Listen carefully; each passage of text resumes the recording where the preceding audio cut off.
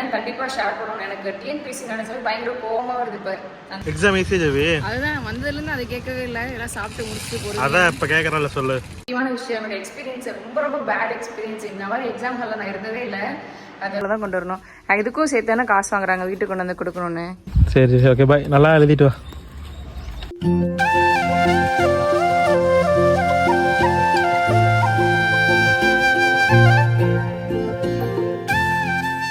நாங்கள் ஒரிஜினலாக கண்டெஸ்ட் பண்ண போனவங்க கூட சீக்கிரமாக அமுச்சு விட்டாங்க.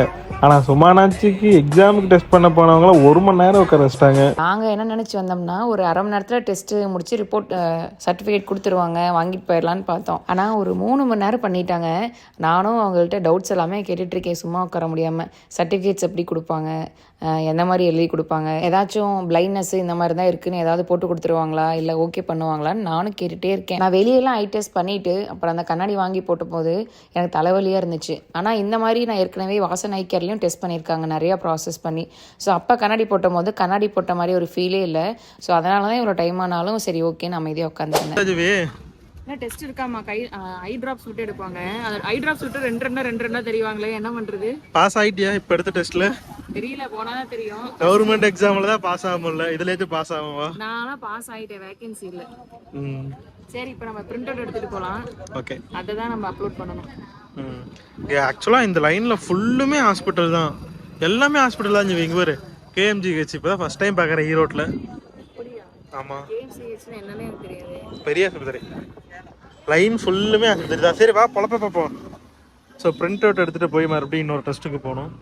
காமி எதுக்கு இது? ஆக்சுவலா நம்ம டெக்ஸ்டைல் ரிலேட்டடான எக்ஸாம் தானே எழுதுறோம். அதுல வந்து நைட் பிளைண்ட்னஸ், கலர் பிளைண்ட்னஸ், அதாவது கலர் ஒரு கலருக்கு வித்தியாசம் கண்டுபிடிக்க தெரியாம இருந்தா அது வந்து டிஸ்குவாலிஃபிகேஷன். கலர் ஐடென்டிஃபை பண்ணனும் கரெக்ட்டா.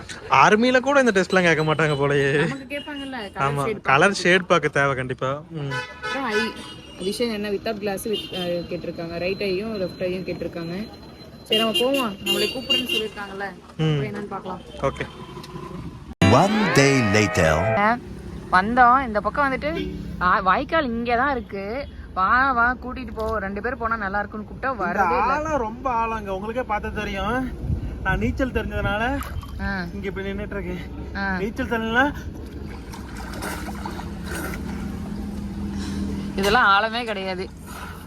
ஆழம் கிடையாது. சரி எந்திரிச்சு நில்லு, எந்திரிச்சு நில்லு, எந்திரிச்சு நில்லு. என்ன நின்னுட்டு தான் லூஸ் இருக்கேன், பொய் பேசக்கூடாது. நின்னுட்டு தான் இருக்கேன். சரி நீங்க வா, கிட்ட வா.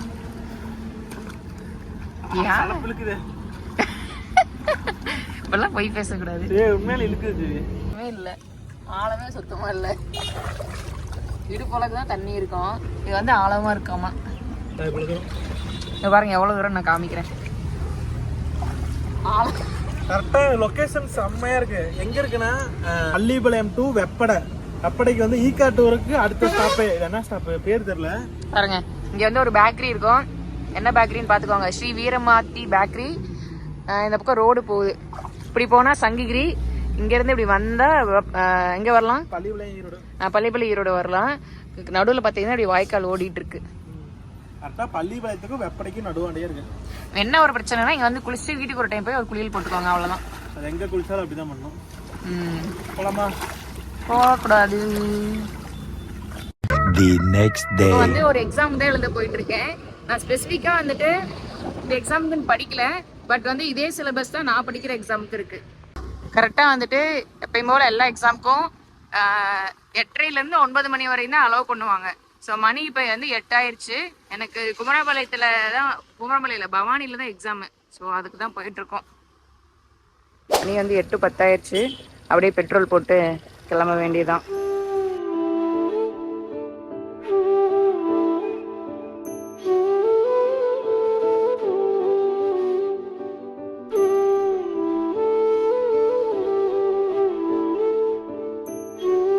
ஏற்கனவே வரும்போது சொன்ன மாதிரி இவர் தான் SSM polytechnic college, SSM processing மில்லோட சேர்மன். ஸோ இவர்கிட்ட தான் நிறைய ஸ்காலர்ஷிப்க்கெலாம் நான் சைன் வாங்கியிருக்கேன். பட் வந்துட்டு நேற்று தான் இந்த நியூஸ் வந்துச்சு. 8 மணிக்கு எக்ஸாமு, மேடம் 8 மணிக்கு வந்து ஹால் டிக்கெட் எடுக்கிறாங்க. 9 மணிக்கு தான் எக்ஸாம், 9 மணி வரைக்கும் தான் அலோவ் பண்ணுவாங்க. ஆனால் இங்கே பாருங்க அவசரத்தில் வந்து ஹால் டிக்கெட் எடுத்துட்டு இருக்கேன். எக்ஸாம் பண்ணால் முன்னாடியே எல்லாம் எடுத்துருக்கணும். ஆமாம், இது ஜஸ்ட் நான் ஒரு ப்ராக்டிஸ்க்காக தான் எழுதுறேன். ஒரு ஃபர்ஸ்ட் பேஜ் மட்டும் பிரிண்ட் எடுத்துட்டு கிளம்பலாம். நாங்கள் வந்து பிரிண்ட் அவுட் எடுக்க வந்த இடத்துல இது என்னன்னு தெரியுமா? டைப்ரைட்டிங் தெரியும். இப்போ டைப்ரைட்டிங் கிளாஸ் போயிருக்கியா? நான் போயிருக்கேன், 7th படிக்கும்போது போயிருக்கேன். இங்கே பாருங்க, இப்போலாம் இந்த காலத்துலலாம் டைப்ரைட்டிங்கே இல்லை ஜிவி. எங்கள் ஸ்கூலில் வந்து டைப்ரைட்டிங்க்குன்னே தனியாக ஒரு ஒரு இதே இருந்தது. 11th 12th கோர்ஸே இருந்துச்சு. ஓஎஸ்எஸ்ஸும்பாங்க அதை. ஓஎஸ்எஸ்ங்கிறதே டைப்ரைட்டிங்கு. கடைசி குரூப் A1ம்பாங்க. இது அக்கௌண்ட்ஸுக்குன்னு ஒரு குரூப், கடைசி குரூப்பு. போனாலும் வண்டியில இந்த சாலை மாட்ட வச்சுக்கிட்டே இருக்கு. சாலை அப்படிதான் நூல் நூலா தொங்குது. அதனால அங்க பாருங்க, ஹால் டிக்கெட் எடுத்தாச்சு. என்ன எக்ஸாம் நிறைய பேர் கேட்பீங்க. பார்த்தீங்கன்னா ஒருங்கிணைந்த தமிழ், அதாவது இங்கிலீஷில் சொல்லிடுறேன். கம்பைன்டு இன்ஜினியரிங் சர்வீசஸ் எக்ஸாமினேஷன் நான் இன்டர்வியூ போஸ்ட்டுக்கு தான். ஸோ இன்னைக்கு வந்து டெக்ஸ்டைல் எக்ஸாமு போகலாம். Okay.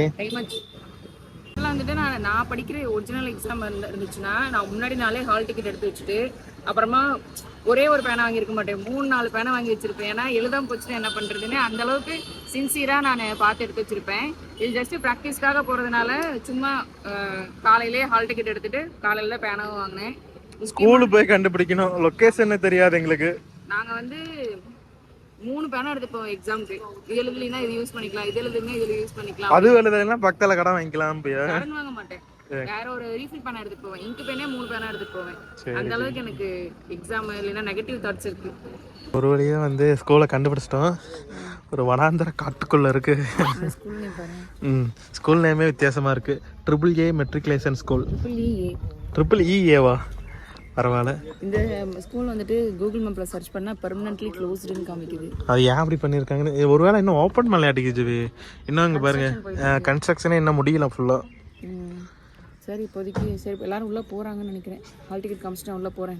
Okay okay okay bye. வரும்போது பஸ் ஏறி வந்துடுறேன். எல்லாம் எடுத்துக்கிட்டேனா? சரி நான் ஹால் டிக்கெட் கேட்ல கேட்குறாங்க, காமிச்சிட்டு போயிட்டு வரேன். பார்த்து போயிட்டு வாங்க. ஓரமாக மெதுவாக போட்டுறேன், ஃபோன் பேசிகிட்டே போவாத. போயிட்டு வரேன். நல்லா எழுதிட்டு வா. எக்ஸாம் முடிச்சுட்டு நான் பாட்டுக்கு பாவமாக நடந்து வந்துட்டு இருந்தேன். அப்போ வந்து ஒருத்தங்க காரில் வந்துட்டு லிஃப்ட் கொடுக்குறேன்னு சொல்லி கூட்டிகிட்டு வந்தாங்க. அவங்களோட பொண்ணுமே எக்ஸாம் எழுந்து தான் வந்திருந்தாங்க, ஃபேமிலியாக வந்திருந்தாங்க. சரி வந்துட்டு ஈரோட்டில் வந்து இந்த வஉசி பார்க்கில் இறக்கி விட்டுருந்தாங்க. எனக்கு காலையிலேயே சாப்பிடாததுனால ரொம்ப பசி. அதனால் ஃபஸ்ட்டு வந்துட்டு இந்த தயிர் வடை வாங்கி நான் சாப்பிட்ருந்தேன். இந்த சாப்பிட்டு பாதி முடிக்கும் போதே வந்துட்டு சார் வந்துட்டார். வாங்க வாங்க. எனக்கு ரொம்ப பசி, காலையிலேயே நான் சாப்பிடல. என்னென்ன சாப்பிட்ருக்கேன்? ஸோ நான் வந்து தயிர் வடை வாங்கலான்னு போனேன், தீர்ந்து போச்சு. அதனால் வந்துட்டு கம்பஞ்சோரையும் சாப்பிட்லான்னு முடிவெடுத்தாச்சு. நான் தயிர் வடை சாப்பிட்டேன், செமையாக இருந்துச்சு. இப்போ சாப்பிட்டு முடிச்சுட்டு நெக்ஸ்ட்டு வந்து அங்கே போய் சம்சா சாப்பிட்ணும். எவ்வளோ சாப்பிட்றது? நீ சாப்பிட்லாம், நான் போனா சாப்பிடுவேன். எக்ஸாம் ஈஸியாக ஜவி. அதுதான் வந்ததுலேருந்து அதை கேட்கவே இல்லை, எல்லாம் சாப்பிட்டு முடிச்சுட்டு போகிறது. அதான் இப்போ கேட்குறேன்ல சொல்லு. எக்ஸாம் வந்துட்டு போன டைம் என்ன இருந்துச்சுன்னா டெக்ஸ்டைல் தனியா, மெக்கானிக்கல் தனியா அந்த மாதிரி இருந்துச்சு. சரி ஃபர்ஸ்ட் இது என்ன எக்ஸாம் சொல்லிடுறேன். இது வந்துட்டு கம்பைன்ட் இன்ஜினியரிங் சர்வீஸ் எக்ஸாம் தான். அதெல்லாம் நான் இன்டர்வியூ போஸ்ட், இன்டர்வியூ இல்லாம எடுப்பாங்க. ஓகேவா? இதுல வந்து இண்டஸ்ட்ரியல் ஹெல்த் அண்ட் சேஃப்டி அப்படின்னு சொல்லிட்டு ஒரு இதுக்கு எடுப்பாங்க. ஸோ இதுல வந்துட்டு ஒரே ஒரு வேகன்சி தான் கேட்டிருக்காங்க.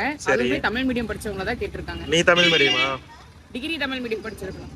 நான் வந்து ஸ்கூல் மட்டும் தமிழ் மீடியம் படிச்சேன், டிகிரி வந்துட்டு இங்கிலீஷ்ல தான் படிச்சேன். ஸோ எனக்கு அதுல கிடைக்காது. நான் ஒரு எக்ஸ்பீரியன்ஸ்க்காக எழுதிக்கலாம் அப்படின்னு சொல்லி தான் நான் போனேன். அங்க போனா டெக்ஸ்டைல்ல இருந்து 50 கேள்வி தான் வந்திருக்கு, 200 கேள்வியில. இது எல்லாமே மெக்கானிக்கல், சிவில், ட்ரிபிள் எல்லாத்தையும் சேர்த்து கேட்டிருக்காங்க. அப்புறம் எப்படி நாம எப்படி அதில் ஆன்சர் பண்ண முடியும்? அதுவும் டீப்பா டெக்ஸ்டைலே இவ்வளவு டீப்பா கேட்டிருக்காங்கன்னா அப்ப மெக்கானிக்கல் பசங்களுக்குலாம் டெக்ஸ்டைல் கஷ்டமா இருந்திருக்குல்ல, அந்த மாதிரி தான் இருந்துச்சு. உனக்கு அந்த டெக்ஸ்டைல் ஈஸியா இருந்துச்சு இல்லையா? டெக்ஸ்டைல் மட்டும் ஈஸியா இருந்துச்சு. அது 50 கொஸ்டின்ல 50க்கு ஒரு 43 ஒரு 48 அந்த மாதிரி போட்டிருப்பேன்னு நினைக்கிறேன். என்னல பட் ஒரு 2-3 கொஸ்டின் மட்டும் தான் தப்பா போட்டிருந்தேன். என்னன்னா அப்புறம் வெளியே வந்து பார்த்தா தான் தெரியுது சிலபஸ் எல்லாத்தையும் கம்பைன் பண்ணி கொடுத்துருக்காங்க.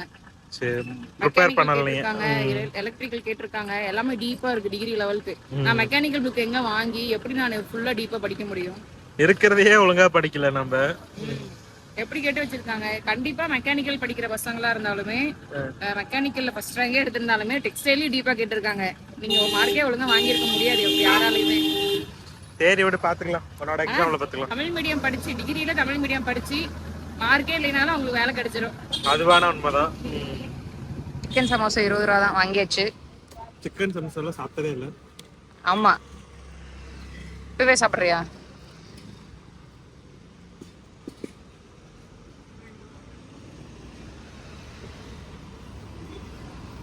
சரி ஓகே, புக் ஃபெஸ்டிவல் இருக்கு, அங்கே போயிட்டு போகலாம்.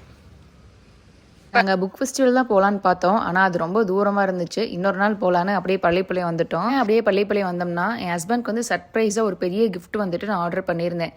இவங்க டேரெக்டாக வீட்டுக்கே வந்து கொடுத்துருவாங்க, ஹஸ்பண்ட் வந்து அப்போ ஓப்பன் பண்ண சொல்லி சர்ப்ரைஸ் பண்ணலான்னு பார்த்தா கடைசியில் வீட்டுக்கு டெலிவரி பண்ணாமல் என் ஹஸ்பண்டே வந்து எடுத்துகிட்டு போகிற மாதிரி பண்ணிட்டாங்க. ஸோ என் ஹஸ்பண்ட் தான் வந்து பாருங்கள், இந்த பெரிய இவ்வளோ பெரிய கிஃப்ட்டு, இவ்வளோ பெரிய பாக்ஸு சைஸ் வச்சு என்ன கிஃப்ட்டுன்னு நீங்கள் கண்டுபிடிங்க. இது வந்து கையில் ஒருத்தர் வண்டியில் வச்சு எடுத்துகிட்டு போக முடியாது, அதனால் அந்த மாதிரி கட்டி எடுத்துகிட்டு போகிறாங்க. ஸோ இந்த பாக்ஸோட சைஸு இதை பார்த்து நீங்கள் என்ன கிஃப்ட்டாக இருக்கும் அப்படின்னு சொல்லி கமெண்ட்டில் சொல்லுங்கள். அடுத்த வீடியோவில் நான் அன்பாக்ஸ் பண்ணி காமிக்கிறேன். முக்கியமாக உங்கள் ஊரில் கொரியர் ஆஃபீஸ்லாம் இதே மாதிரி தான் பண்ணுறாங்களா என்னங்கிறதையும் கமெண்ட்டில் சொல்லுங்கள். சர்ப்ரைஸாக பண்ண போய் கடைசியில் ஹஸ்பண்டே எடுக்கிற மாதிரி ஆயிடுச்சு. சரி ஓகே, ஸோ இந்த வீடியோ முழுசாக பார்த்துருப்பீங்க. ஸோ வீடியோ பிடிச்சிருந்தா கண்டிப்பாக என்ன சப்ஸ்கிரைப் பண்ணலைன்னா சப்ஸ்கிரைப் பண்ணிக்கோங்க. அடுத்த வீடியோவில் பார்க்கலாங்க.